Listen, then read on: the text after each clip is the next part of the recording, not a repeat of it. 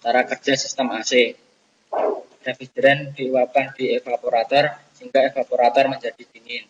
Kemudian refrigeran diserap oleh kompresor dan di kompresor ditekan menuju ke kondensor. Di kondensor refrigeran didinginkan dan menjadi cair, kemudian disalurkan ke dryer atau filter untuk disaring dan dipisahkan dari H2O. Kemudian refrigeran dari dryer disalurkan ke katup ekspansi. Di sisi penyerapan panas,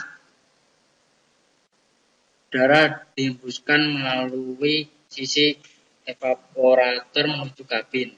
Karena evaporator dingin, maka udara yang masuk ke kabin menjadi dingin. Sisi pembuangan panas, udara dihembuskan dari sisi kondensor dan mengambil panas dari kondensor, dan selanjutnya panas dibuang ke atmosfer.